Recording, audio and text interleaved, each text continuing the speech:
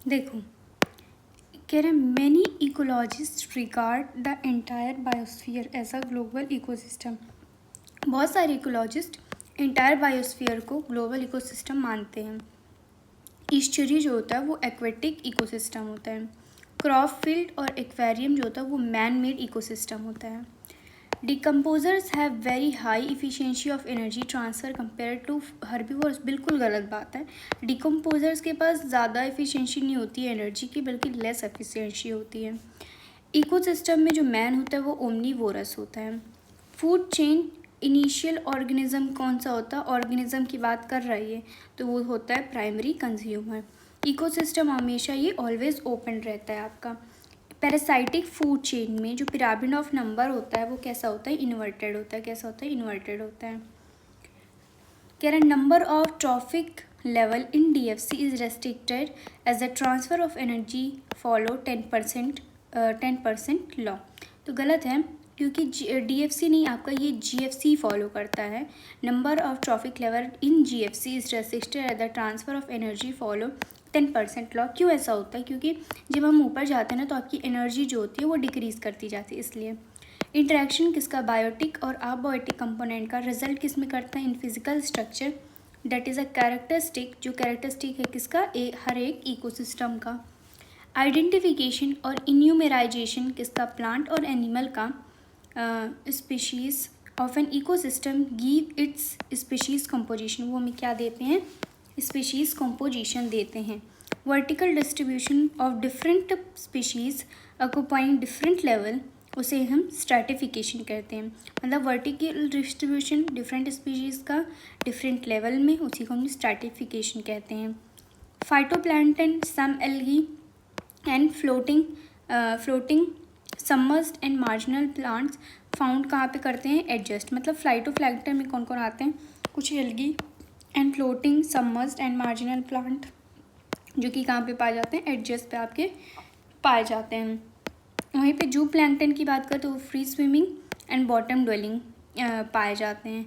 ठीक है, तो जो एनर्जी होती है जब ऊपर जाता है तो कुछ एनर्जीज लॉस होती जाती है हीट के फॉर्म में। डिकम्पोजर्स आपके बॉटम में प्रेजेंट होते हैं, प्लांट आपके एडजस्ट में प्रेजेंट होते हैं। Primary production defined as the amount of biomass of organic matter produced per unit area over a time period, उससे हम क्या कहते हैं? प्लांट ड्यूरिंग फोटोसिंथेसिस, उसे हम कहते हैं प्राइमरी प्रोडक्शन। जो कि और प्राइमरी प्रोडक्टिविटी जो होता है वो gram per metre square year inverse या kilo calorie metre square year inverse से रिप्रेजेंट करते हैं। Gross primary productivity is the rate of production of organic matter during photosynthesis. ठीक है, सेकेंडरी प्रोडक्टिविटी क्या होता है? Rate of formation of new organic matter, किसके द्वारा? कंज्यूमर के द्वारा। प्राइमरी प्रोडक्टिविटी डिपेंड करता है प्लांट स्पीशीज़ पे, हाँ प्लांट स्पीशीज़ पे डिपेंड करता है, एनवायरमेंट फैक्टर पे भी डिपेंड करता है, अवेलेबिलिटी ऑफ न्यूट्रिएंट पे डिपेंड करता है, एंड फोटोसिंथेटिक कैपेसिटी पे डिपेंड करता है। देखो net annual primary product net primary productivity whole biosphere का 170 बिलियन होता है, जिसमें से 70% तो सरफेस के लिए होता है, ओशन में 55 बिलियन होता है, और रेस्ट जो होता है वो लैंड पे होता है। कह रहा है लो प्रोडक्टिविटी ऑफ ओशन क्यों होता है? क्योंकि वहाँ पे लिमिटेड अवेलेबिलिटी ऑफ सनलाइट होता है इन द डीपर वाटर, और लैक होता है एसेंशियल न्यूट्रिएंट का। फिर आता है आपका डिकम्पोजिशन। देखो फ्रेगमेंटेशन, लीचिंग, कैटाबॉलिज्म, फिर ह्यूमिफिकेशन, फिर मिनरलाइजेशन। फ्रेगमेंटेशन में आपका अर्थवर्म काम करता है। लीचिंग क्या होता है? Water soluble inorganic nutrient go down into the soil horizon and precipitate as unavailable salt के फॉर्म में वो प्रेसिपिटेट होता है। और फिर कैटाबॉलिज्म में आपके बैक्टीरियल और फंगल काम करते हैं। कह रहे ये जो तीनों स्टेप हैं ऊपर के वो ऑपरेट करते हैं साइमल्टेनियसली, एक साथ वो ऑपरेट करते हैं। कह रहे जो ह्यूमिफिकेशन और मिनरलाइजेशन है वो अकर करता है ड्यूरिंग डिकम्पोजिशन। जब डिकम्पोजिशन होता है किसका? सॉइल का जब डिकम्पोजिशन होता है तब ह्यूमिफिकेशन और मिनरलाइजेशन काम करते हैं। ठीक है, और कह रहा है ये क्यों, ये जो तीनों स्टेप थे ये क्यों साइमल्टेनियसली काम करते हैं? क्योंकि detritus can be directly acted upon by detritivores as well as decomposers and percolate water, percolate कर लेता है वाटर को। कह रहा है how many trophic level human being function, तो वो 3 होता है। कितना होता है? 3 होता है। कह रहा वर्ड किस ह्यूमन्स के लिए क्या गलत है? कह रहा it further degrade humification, it further degrade by humification, तो बात गलत है क्योंकि वो फर्दर डिग्रेड होता है बाय मिनरलाइजेशन। अभी बताते हैं। ह्यूमस क्या होता है? आपके डार्क कलर एमॉर्फस होते हैं, डार्क कलर एमॉर्फस होते हैं, हाईली रेजिस्टेंस होते हैं। किससे? माइक्रोबियल एक्शन से। एक्सट्रीमली स्लो रेट पे होते हैं। कोलाइडल नेचर की वजह से इसको रिजर्वायर की तरह यूज़ किया जाता है। और ह्यूमस को फर्दर डिग्रेड जब हम लोग करते हैं माइक्रोब से, और वहाँ पे रिलीज़ होता है इनऑर्गेनिक न्यूट्रिएंट, उस प्रोसेस को हम लोग बोलते हैं मिनरलाइजेशन। डिकम्पोजिशन जो है वो लार्जली ऑक्सीजन रिक्वायरिंग प्रोसेस है। रेट डिकम्पोजिशन का डिपेंड करता है उनकी केमिकल कंपोजिशन और क्लाइमेटिक फैक्टर पे, जैसे कि आपके टेम्परेचर और टेम्परेचर और सॉइल मॉइस्चर पे डिपेंड। क्लाइमेटिक फैक्टर कौन कौन सा है? टेम्परेचर और सॉइल मॉइस्चर। तो कह रहा है जब स्लो कब होगा? जब लिग्निन, काइटिन और लो टेम्परेचर और एनारोब्स में होगा। तो फास्ट कब होगा? जब nitrogen, water soluble sugar, high temperature और एरोबिक में होगा। तो कह रहा है लिग्निन में क्यों कम होता है? क्योंकि लिग्निन काइटिन बहुत ही लार्ज कॉम्प्लेक्स पॉलीमर होता है। ठीक है, उसके बाद आपका कह रहा है except for deep sea hydrothermal ecosystem sun is the only source of energy. PAR कितना होता है? Less than 50% incident solar radiation. Plant कितना कैप्चर करता है? लगभग 2 से 10% पार कैप्चर करता है। और ये यूनिडायरेक्शनल फ्लो होता है। ये हमें जो फर्स्ट लॉ होता है वो हमें यूनिडायरेक्शनल फ्लो बताता है। जो सेकेंड लॉ होता है वो हमें बताता है कि एंट्रोपी इंक्रीज़ कर रही है, इंक्रीजिंग डिसऑर्डरनेस। कह रहा है एक बात इंपॉर्टेंट है, कह रहा है ecosystem are not exempt from the second law of thermodynamics. इसका मतलब है कि जो इकोसिस्टम है वो सेकेंड लॉ को भी फॉलो कर रहा है, उससे एग्जेम्प्ट नहीं है। ठीक है। प्रोड्यूसर्स, ये देखो एक्वेटिक इकोसिस्टम में आपके हायर प्लांट्स, जो फाइटोप्लैंक्टन है उसमें आपके हायर प्लांट भी आते हैं। ठीक है। प्रोड्यूसर वाले में कह रहा no energy is trap into an organisms remain in it forever. मतलब जैसे एनर्जी जो होती है ना वो कहीं पे इससे स्टोर नहीं रहती, वो पास होती जाती हैं। ठीक है। प्रोड्यूसर की बात प्राइमरी कंज्यूमर, उसी को हम हर्बीवोर्स कहते हैं। फिर सेकेंडरी कंज्यूमर जिसे हम प्राइमरी कार्निवोर कहते हैं। देखो मोलस्का जो होता है वो एक्वेटिक इकोसिस्टम में पाया जाता है ऊपर, और ये हर्बीवोरस होता है। कैसा होता है? हर्बीवोरस होता है। जो डिकम्पोजर हैं वो हेट्रोट्रॉपिक होते हैं, फंजाई और बैक्टीरिया एग्जाम्पल है। सैप्रो मतलब होता है टू डिकम्पोज। कह रहा है डेट्राइटस फूड चेन में be connected with grazing food chain at some level. मतलब डीएफसी कहीं ना कहीं जीएफसी से कहीं ना कहीं जाके मिलता है। डीएफसी कह रहा है प्रे हो सकता है to the GFC animal. DFC are prey to the GFC animal. Cockroach इनक्रो जो होते हैं वो ओमनीवोरस होते हैं। कह रहा based on the source of the nutrient of food organism occupy a specific level in food chain, उसे हम ट्रॉफिक लेवल कहते हैं। एक्वेटिक में आपके जीएफसी ज़्यादा होते हैं और टेरेस्ट्रियल में आपके डीएफसी ज़्यादा होते हैं। ड्राइविंग फोर्स ऑफ इकोसिस्टम क्या होता है? सोलर एनर्जी होता है।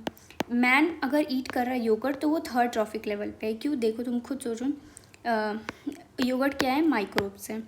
ठीक है, माइक्रोब है। अब माइक्रोब आपके सेकेंड लेवल पे आएंगे, उसे ईट कौन कर रहा है? ह्यूमन, तो वो थर्ड लेवल पे आ गया। मैन और लायन जो होते हैं वो टॉप कार्निवोर होते हैं। बर्ड, फिशेस, वुल्फ जो होते हैं वो आपके थर्ड ट्रॉपिक लेवल होते हैं और कार्निवोर होते हैं। ठीक है। कह रहे each trophic level has certain mass of living material at particular time, उसे हम स्टैंडिंग क्रॉप कहते हैं। Standing crop can be measured, कैसे मेजर किया जा सकता है? Number of living organism in unit area. एक यूनिट एरिया में कितने नंबर ऑफ लिविंग ऑर्गेनिजम्स हैं उससे हम लोग मेजर कर सकते हैं। Number of trophic level in grazing food chain कह रहा है रेस्ट्रिक्टेड होता है, मैं बताया आगे। Biomass pyramid is inverted in aquatic. क्यों? Because of phytoplankton have short life span but high productivity compare to consumer. क्या होता है? High productivity compare to consumer. कह रहे rate at which new tissue are formed in producers इस ecosystem net primary productivity कहते हैं उसको। और एनर्जी ट्रैप बाय प्रोड्यूसर्स में पासेस टू या तो मैक्रो कंज्यूमर या तो माइक्रो, दोनों को ही वो पास कर सकते हैं। जो ये ऊपर वाला होता है ये आपके एपेक्स होते हैं, ये नीचे वाले आपके बेस होते हैं। और ये pyramid of number grassland ecosystem में दिखाया गया है। ये कह रहा है only 3 top carnivore supported in an ecosystem, सिर्फ 3 टॉप कार्निवोर यहाँ पे सपोर्ट किए जा सकते हैं इसमें। और यहाँ पे ये 6 मिलियन से स्टार्ट किया गया है। कहाँ से? 6 मिलियन से। कह रहा है sequence of species through which the organic molecule in community pass called is food chain. क्या बोलते हैं? Food chain. The sequence of species, जो सीक्वेंस होता है स्पीशीज़ टू स्पीशीज़ जाता है, उसी को हम क्या कहते हैं? फूड चेन कहते हैं। ठीक है, ये आपका बायोमास का है, पिरामिड ऑफ बायोमास। कह रहा है show a sharp decrease in biomass at higher trophic level. तुम खुद ही देखो हायर ट्रॉफिक लेवल में बहुत ही शार्प डिक्रीज हो रहा है। उसके बाद आ रहा है pyramid, inverted pyramid of biomass. कहाँ पे? एक्वेटिक वाले में। यहाँ पे क्या होता है? स्मॉल स्टैंडिंग क्रॉप होता है किसका? फाइटोप्लैंक्टन का, जो सपोर्ट करता है किसको? लार्ज स्टैंडिंग क्रॉप ऑफ जू प्लैंक्टन को। क्यों? क्योंकि यहाँ पे टर्न ओवर रेट जो होता है फाइटोप्लैंक्टन का ज़्यादा होता है एज़ कम्पेयर टू जू प्लैंक्टन का। यहाँ पे पिरामिड, यहाँ पे नैरो बेस प्रेजेंट होता है। क्या होता है? नैरो बेस प्रेजेंट होता है। यहाँ पे देखिए, यहाँ पे जितना सनलाइट 1% जो होता है वो प्रोड्यूसर के पास होता है, उसके बाद 10% पास होते हैं। Any calculation of energy content biomass और number has to include all organism at trophic level. कह रहे हैं मतलब जैसे हम लोग ट्रॉफिक लेवल जो भी लेते हैं उसमें हमको सारी ही ऑर्गेनिजम्स को लेना पड़ेगा। अगर कह रहा है अगर no generalization we make will be true if we take only few individual. अगर हम कुछ ही लेंगे, कुछ ही इंडिविजुअल्स लेंगे तो हम लोग प्रॉपरली ट्रॉफिक लेवल को समझा नहीं पाएंगे।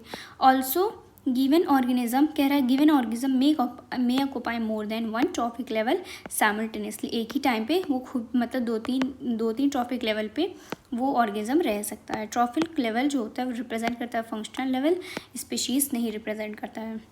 देखो इसमें कह रहा है जब नंबर ऑफ इंसेक्ट्स फीड कर रहे होंगे बिग ट्री पे तो वहाँ पे जो नंबर होगा, पिरामिड ऑफ नंबर, वो इन्वर्टेड होगा, लेकिन जो पिरामिड ऑफ मास होता है वो अपराइट होगा। क्या होगा? अपराइट होगा। ग्रास के बाद रैपिड, फिर वुल्फ, फिर आपके लायन आएंगे। लिमिटेशन क्या है इकोलॉजिकल पिरामिड के?